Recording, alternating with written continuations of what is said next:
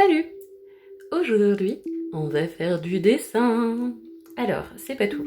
Je vais te montrer comment je prépare des auscultations à distance pour mes patients. Alors, je commence toujours par faire un dessin. Alors le but ici, c'est pas la performance artistique, mais bien une représentation illustrée tout simplement pour pouvoir repérer où se situent énergétiquement les blocages qui se trouvent dans mes patients.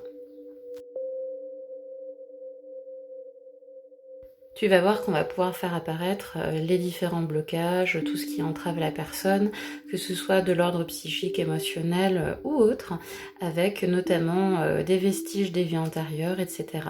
Alors les vies antérieures, c'est un vaste sujet, on pourra en discuter si ça t'intéresse. Il y a des personnes qui croient dans les vies antérieures, d'autres pas. Il y a des personnes qui explorent les différentes notions de temps et d'espace, qui font que finalement la vie antérieure, c'est pas vraiment des vies antérieures, mais plutôt des vies simultanées. Bref, il y a tout un paquet de choses dans l'approche énergétique que tu vas pouvoir apprendre au fur et à mesure de ton éveil spirituel. Mais là n'est pas la question. Bref, tout ça pour te dire, voilà, je fais un petit bonhomme de face et un petit bonhomme de profil, ce qui me permet de travailler sous les différents aspects, à savoir ce que on porte chacun sur soi, mais également ce qui traverse aussi au niveau du dos. Voilà, donc je travaille sous les différentes coutures. Et c'est parti mon kiki. Je me connecte à ma cliente à partir d'une simple photo. Il n'y a pas besoin de plus. Et là, je repère des liens au niveau de sa tête. Ça m'indique que c'est une personne qui pense souvent soit au futur, soit au passé, mais qui est jamais connectée à l'instant présent. Je repère également des liens assez multiples au niveau des membres, ce qui indique qu'elle est bloquée dans sa mise en mouvement, elle a du mal à avancer, elle a du mal à faire un pas. Et alors le dessin est inversé, mais c'est sur sa partie gauche, ça m'indique qu'elle a du mal à faire un pas vers les hommes, elle a un blocage envers les hommes. Je repère une espèce de trou au niveau de son cœur, comme s'il manquait quelque chose.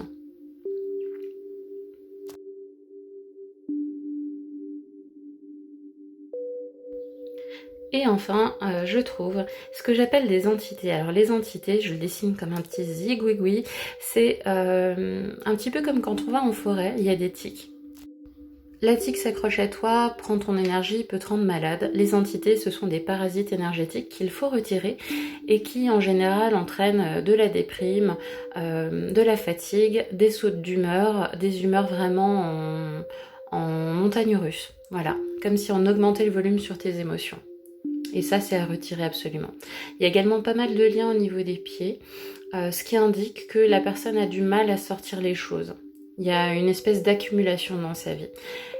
Là, je repère comme des aiguilles plantées. Ce sont des choses qui vont s'activer si elle va essayer la mise en mouvement, si elle va essayer de faire quelque chose dans sa vie, ça va pas marcher en fait. Voilà. Il y en a également au niveau de ses organes génitaux, donc il y a une espèce de blocage au niveau de sa vie intime, au niveau de sa vie amoureuse. Parfois, ces aiguilles sont latentes, c'est-à-dire qu'elles sont comme endormies, ça n'est pas actif. Et si à un moment dans ta vie, il se passe quelque chose de bien, pouf, ça va s'activer pour que dès qu'il t'arrive un truc bien, pouf, ça foire. Voilà. Donc cette personne a pas mal de blocages et il y a une accumulation énergétique qui fait que rien ne peut sortir. Elle est vraiment bloquée dedans. Et là, il y a même des liens qui la retiennent. C'est comme si on l'avait attachée pieds et poings liés. Les personnes souvent qui portent ce type d'entrave se sentent pieds et poings liés. Le but, ça va donc être de lui retirer tout ça, de la détacher, de refermer le trou qu'elle a dans le corps pour qu'elle puisse à nouveau aimer, à nouveau se sentir en confiance avec quelqu'un et de pouvoir libérer justement ses blocages relationnels amoureux. Elle a également au niveau de la gorge comme un collier en fait qui la retient avec une chaîne. C'est comme si elle était attachée, serrée, la gorge serrée. Elle a du mal à exprimer ses émotions, à poser ses limites, à dire qui elle est, à s'affirmer et à simplement exprimer ses pensées, ce qu'elle ressent, ses besoins. Il y a également ce que j'appelle de la mélasse tout autour d'elle qui recouvre l'intégralité presque de son corps. Il n'y a plus que la tête qui dépasse de ça. Et souvent les personnes qui ont ça expriment qu'elles se sentent comme à peine la tête au-dessus de l'eau, quoi. Vraiment, elles se sentent au fond du trou. Cette mélasse, en fait, c'est quelque chose d'actif qui va venir aussi bloquer et masquer toutes les atteintes que j'ai dessinées précédemment, sauf que moi, je sais les faire apparaître. Voilà. Et c'est aussi des choses qu'on peut traduire par de la magie noire, pour ceux qui croient à ça sous ce terme-là. Elle a également un objet qui la transplante complètement du dos au cœur, comme si on lui avait planté un bâton dans le dos. On lui a planté quelque chose dans le dos. Ça traverse son cœur, d'où le fait qu'il y a un trou au niveau de son cœur. En fait, c'est comme si quelqu'un avait voulu lui faire tellement de mal qu'elle ne puisse plus jamais aimer. Donc l'objectif, ça va être de retirer tout ça pour lui rendre son potentiel et pour lui rendre vraiment sa liberté. Voilà, je suis donc, c'est pour ça que je m'appelle libératrice, voilà.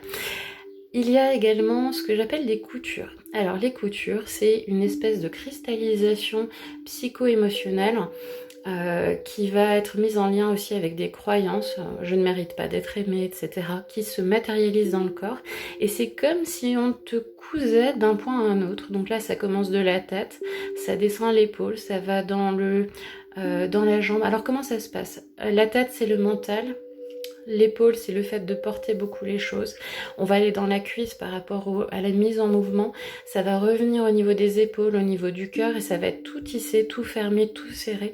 Ça va être vraiment un blocage qui va t'empêcher de penser, de porter les choses et de te mettre en mouvement vers ce que tu veux.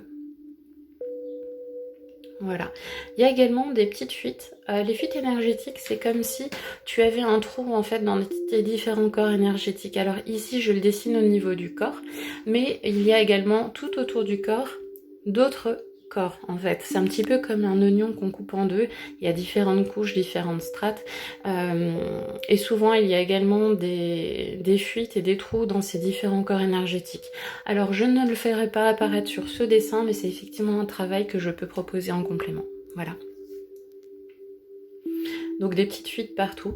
Et quand on a des fuites, eh ben, on se sent souvent très fatigué, très vite déprimé. Voilà, c'était un exemple d'auscultation, sachant que tout ça, je peux le faire sur différents thèmes en fait. Même s'il n'y a pas de thème particulier, juste les personnes qui se sont bloquées dans leur vie, qui n'arrivent pas à avancer, voilà, je peux détecter qu'est-ce qui fait que les personnes n'arrivent pas à avancer. On peut travailler sur des thèmes aussi, sur des blocages par rapport au travail, aux relations globales, que ce soit amicales, professionnelles ou autres, par rapport au travail, par rapport à tout ce que vous voulez en fait. Voilà, tout peut être apparent. Voilà. Et à partir du moment où je le découvre, où je le sors, puisque je touche l'invisible, eh bien, on peut débloquer tout ça et vous retrouvez votre liberté d'avancer sur votre chemin de vie. Voilà. Si jamais ça vous intéresse, que vous voulez une auscultation, n'hésitez pas à m'écrire en commentaire, en message privé et à vous abonner. Voilà, je sais plus où ça va apparaître, à vous abonner à ma chaîne. Salut!